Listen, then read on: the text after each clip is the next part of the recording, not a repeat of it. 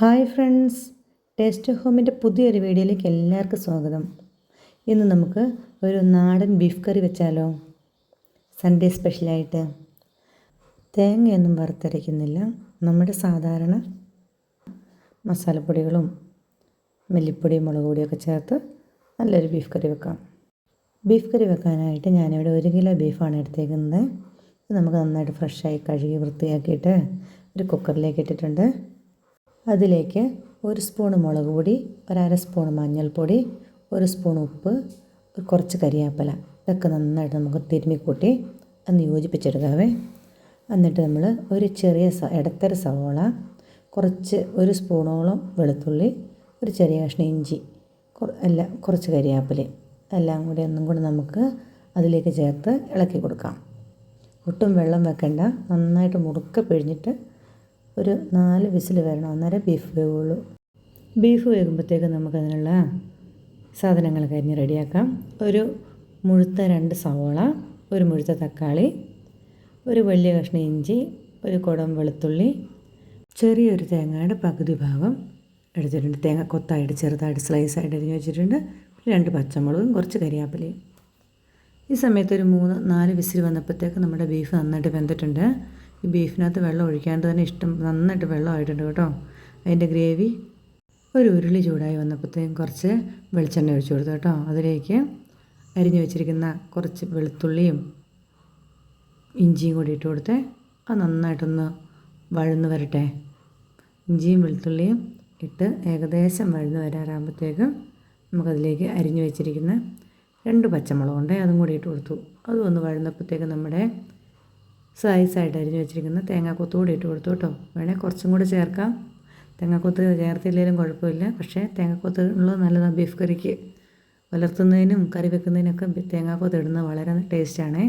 എല്ലാവരും ഒന്നിട്ട് നോക്കണം കേട്ടോ. ഇനി വെക്കുമ്പോൾ തേങ്ങാക്കൊത്ത് ബീഫിൻ്റെ കൂടെ ഒന്നിച്ച് തീയെ വെച്ചാലും കുഴപ്പമില്ല. പിന്നെ അത് റെഡിയായി വന്നപ്പോഴത്തേക്കും ഞാനതിലേക്ക് അരിഞ്ഞ് വെച്ചിരുന്ന 2 സവോള കൂടി ചേർത്ത് കൊടുത്തേ. ഇപ്പോൾ ഇതിലേക്ക് ആവശ്യമുള്ള 1 സ്പൂൺ ഉപ്പ് കൂടി ഇട്ട് കൊടുത്തിട്ടുണ്ട് കേട്ടോ. സവോളയൊന്നും നന്നായിട്ട് ഡ്രൈ ആയിട്ട് ബ്രൗൺ കളറൊന്നും ആവണ്ട. പിന്നെ അതിലേക്ക് ആവശ്യമുള്ള കരിയാപ്പല കൂടി ഇട്ട് കൊടുത്തു. ചെറുതായിട്ടൊന്ന് വഴന്ന് വന്നപ്പോഴത്തേക്കും നമുക്ക് ആവശ്യമുള്ള പൊടികൾ ചേർത്ത് കൊടുക്കാം. ഒരു 3 സ്പൂണ് മല്ലിപ്പൊടി വേണേ.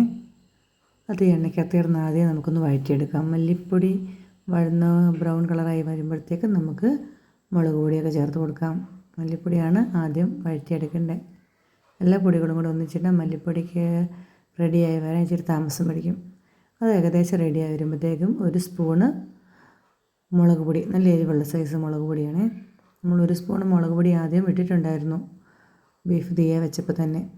ഇനി നമുക്കിതിലേക്ക് ആവശ്യത്തിന് ഒരു 1/2 സ്പൂണ് മഞ്ഞൾപ്പൊടി കൂടി ചേർത്ത് കൊടുക്കാവേ.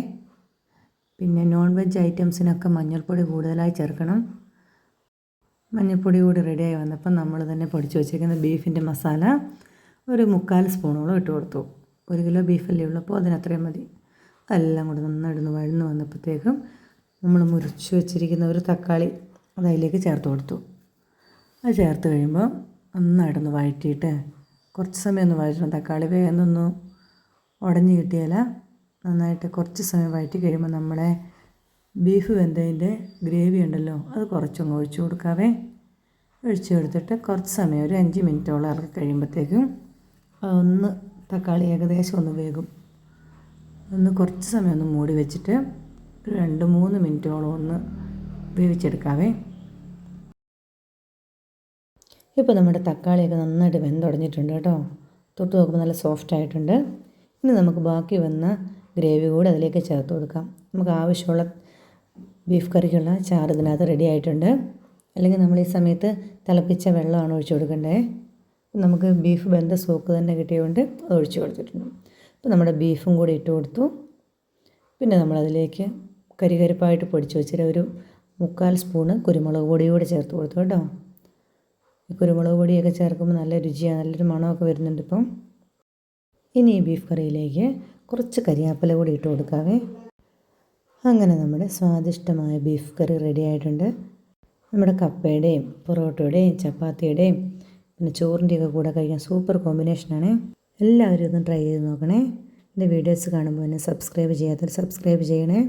ഇനിയൊരു വീഡിയോയിലൂടെ ഇനിയും കാണാം. Thank you.